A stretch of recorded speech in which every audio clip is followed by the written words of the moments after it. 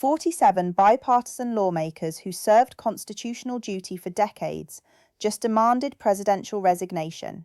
Not because of polling pressure, not because of media hysteria.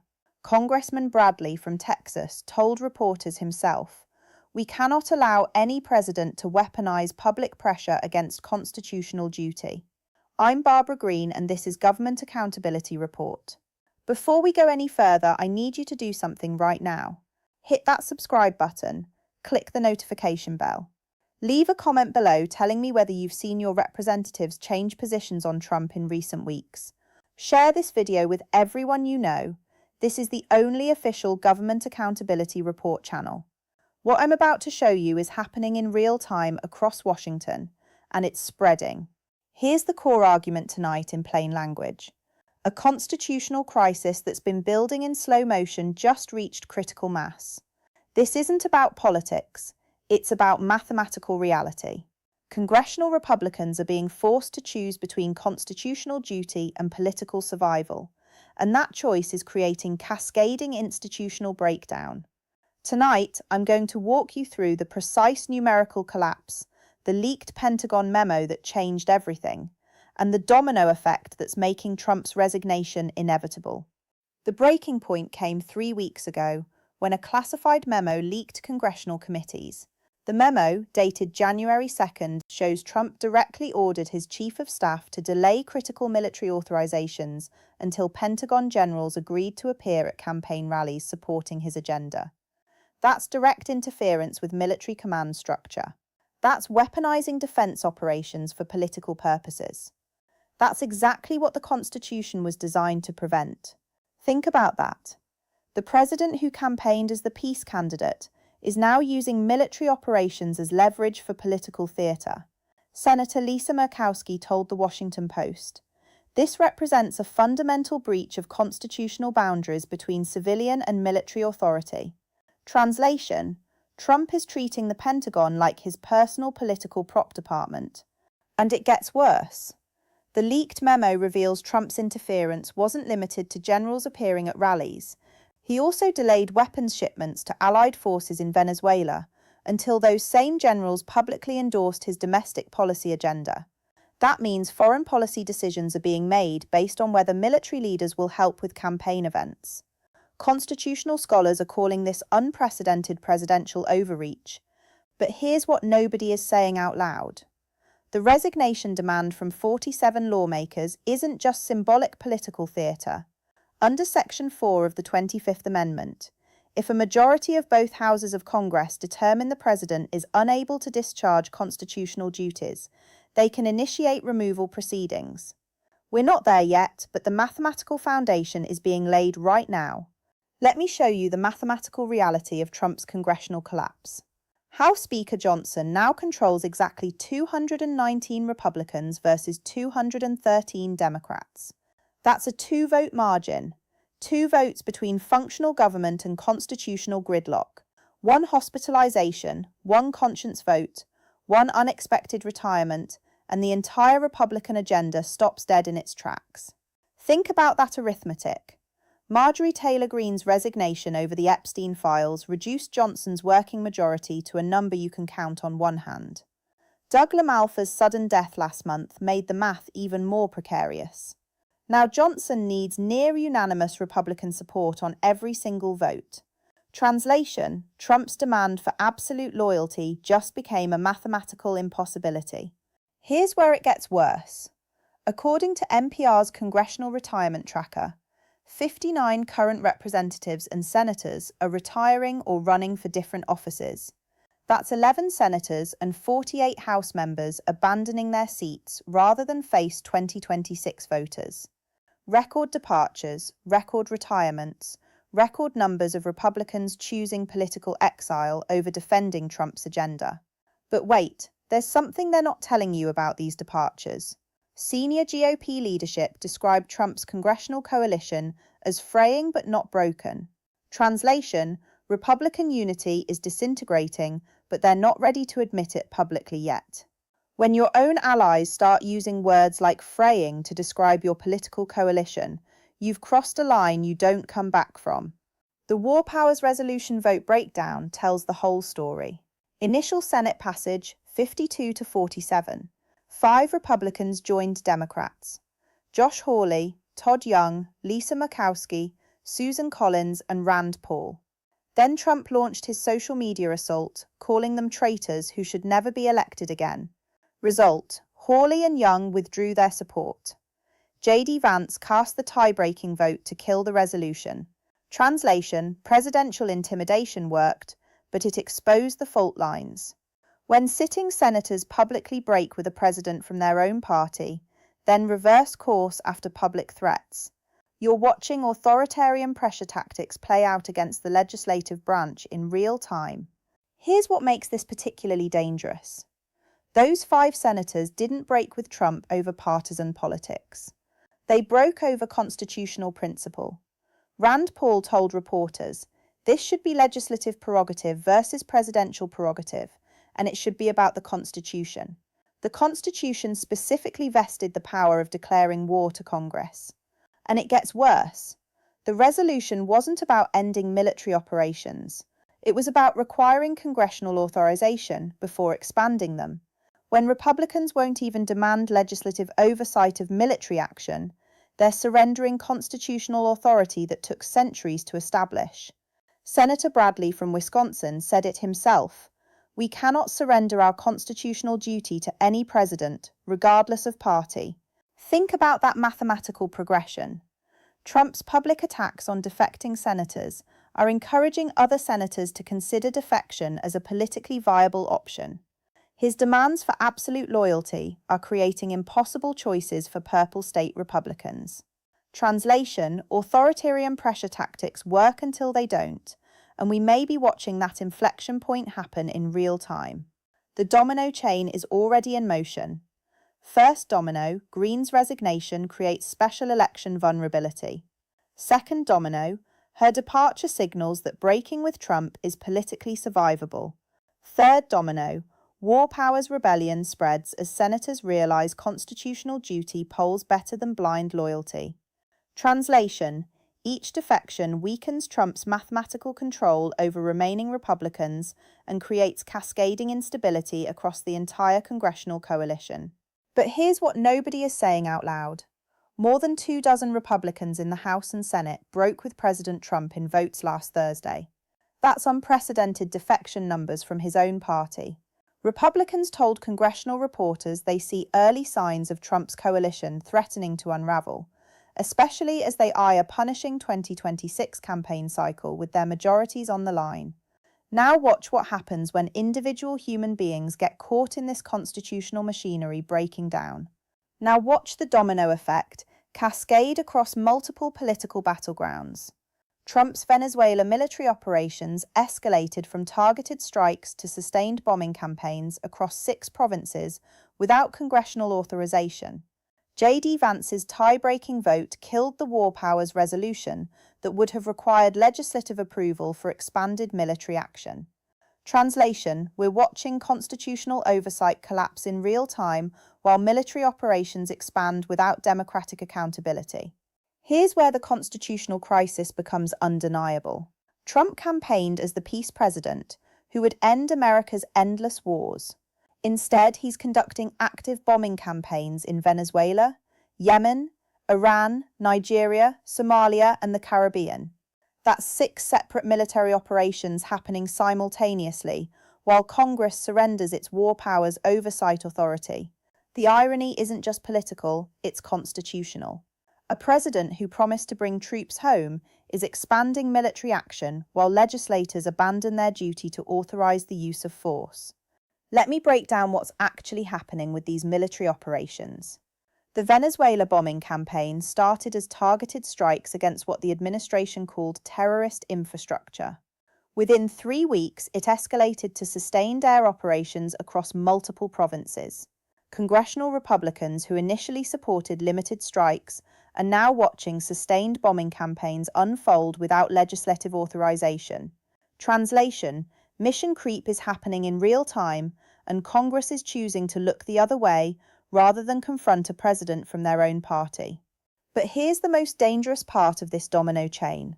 When senators withdrew support for the War Powers Resolution after Trump's public backlash, they weren't just abandoning constitutional oversight, they were establishing precedent that presidential intimidation works against legislative authority. Senator Bradley told reporters, "We cannot allow any president to weaponize public pressure against constitutional duty." But his colleagues who withdrew support proved that weaponization is already working effectively. And it gets worse. House Republicans blocked their own War Powers resolution in a tie vote on Thursday. The resolution failed by exactly 215 to 215, falling short of the simple majority needed for passage. Think about that. Republicans couldn't even support requiring their own president to seek congressional authorization before expanding military operations. Translation: party loyalty is now more important than constitutional duty for a majority of Republican legislators. The mathematical pressure is creating impossible choices for Republican legislators. House members from purple districts know that defending Trump's military expansion could cost them re-election, but defying him guarantees primary challenges funded by his political operation. Senate Republicans face the same dilemma multiplied by statewide electoral math. Translation: Trump's own political success is making it mathematically impossible for Republicans to support him without risking their own political survival. Here's where the irony becomes almost absurd. The peace president's busy year of gunboat diplomacy is forcing his own party to choose between constitutional principle and political survival. Republicans who spent decades criticizing Democratic presidents for military overreach are now defending expanded bombing campaigns to maintain party unity.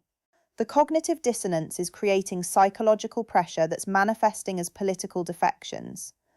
Trump's social media retaliation against defecting senators reveals the authoritarian pressure tactics at work.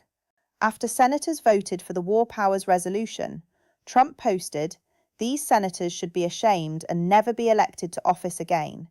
This vote greatly hampers American self-defense and national security, impeding the president's authority as commander-in-chief." Translation: disagree with me on constitutional grounds, and I'll try to end your political career. Every military escalation creates new congressional oversight questions that Republicans can't answer without either defending constitutionally questionable presidential authority or breaking with their party leader. Every bombing raid generates more pressure for War Powers resolutions. Every War Powers resolution creates more opportunities for Republican defection. Translation: Trump's military policies are systematically generating the conditions for his own political isolation. The domino effect is accelerating beyond anyone's ability to control it. Special elections create vulnerabilities. Vulnerabilities create defensive spending requirements. Defensive spending reduces offensive campaign capacity. Reduced capacity makes additional seats vulnerable. Additional vulnerabilities generate more retirements. More retirements reduce legislative margins. Reduced margins increase defection power. Increased defection power encourages more constitutional resistance. Think about that mathematical progression for a moment.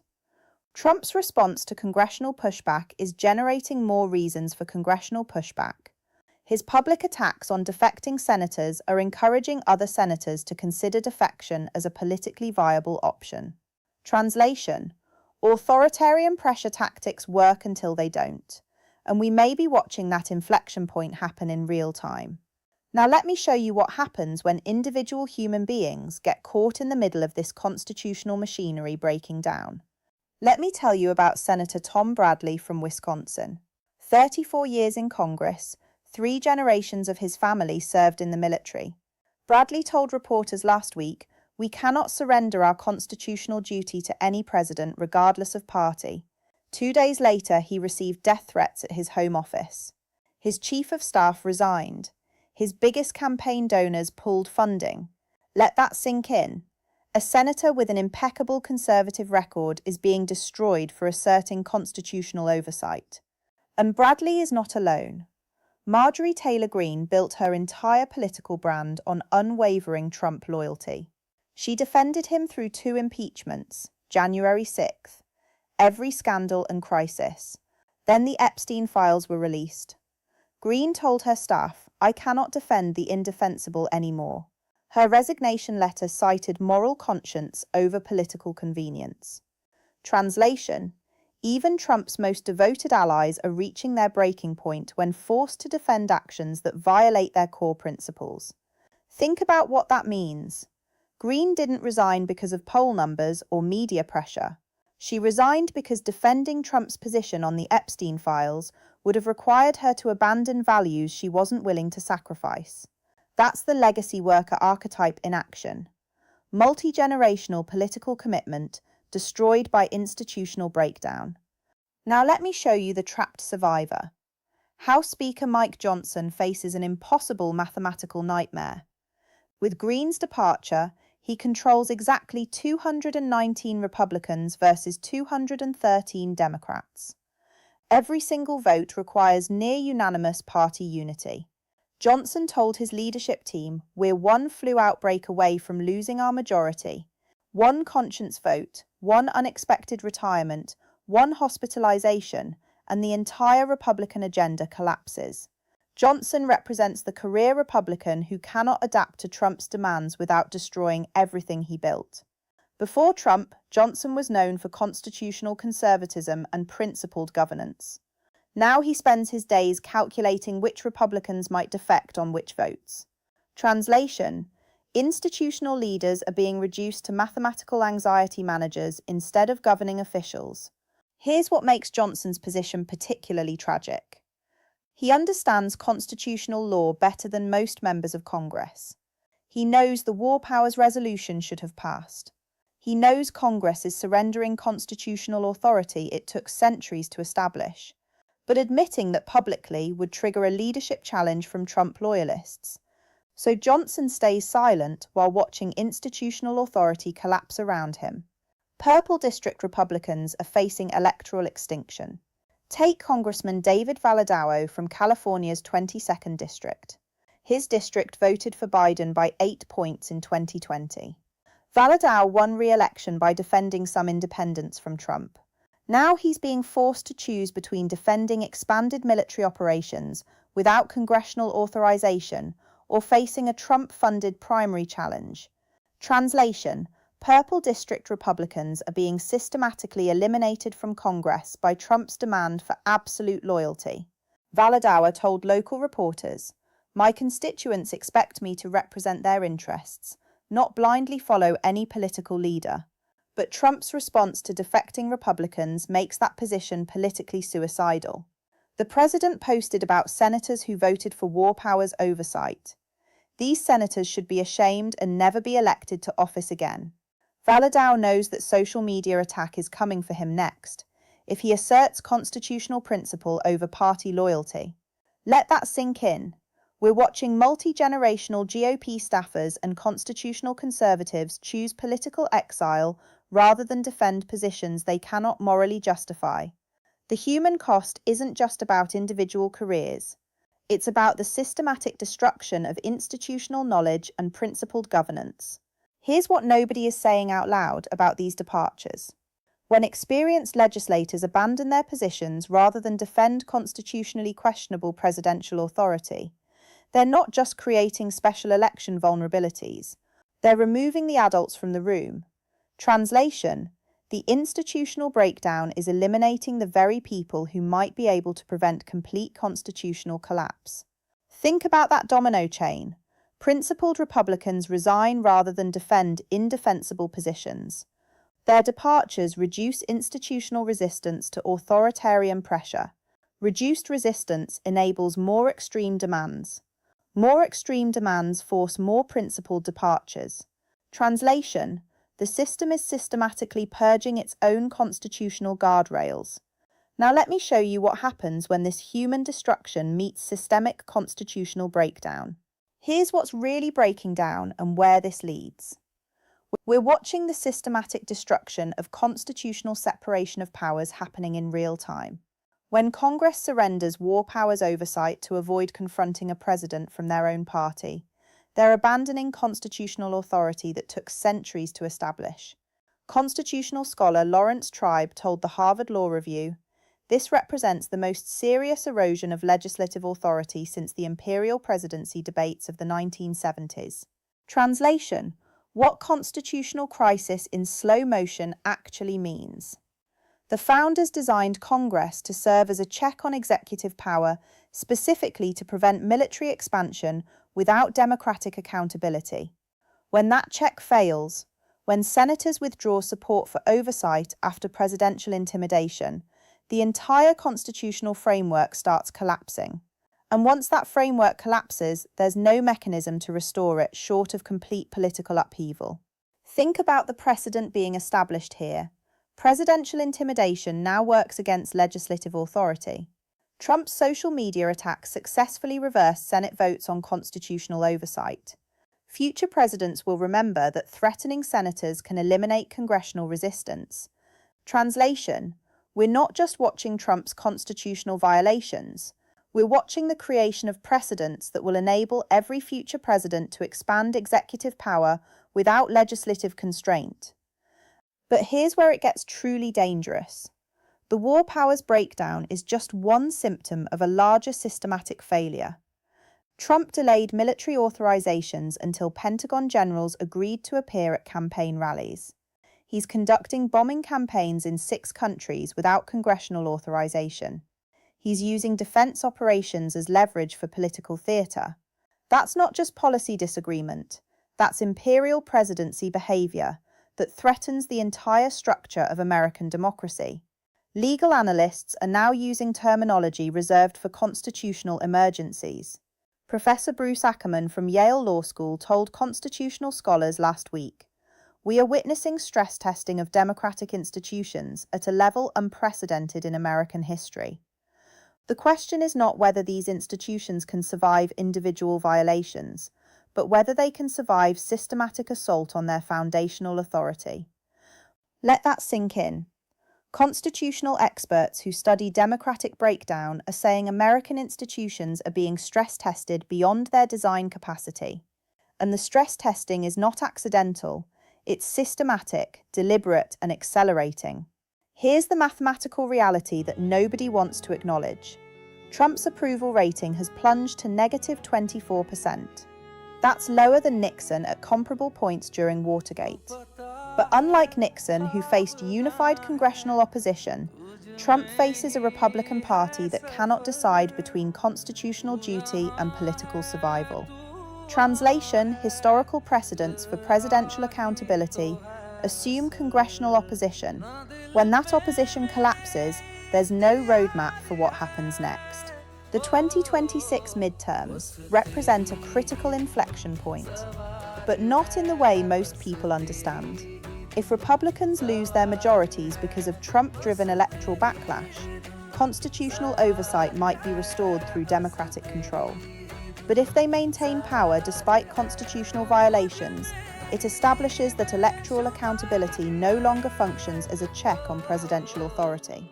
Translation: the 2026 elections are not just about party control. They're about whether constitutional democracy survives. Here's what warning experts are saying behind closed doors. Former federal judge J. Michael Luttig told legal scholars, if the precedent becomes established that Congress will not assert constitutional authority against a president from the same party, then separation of powers ceases to exist as anything more than historical curiosity. That means the end of constitutional checks and balances.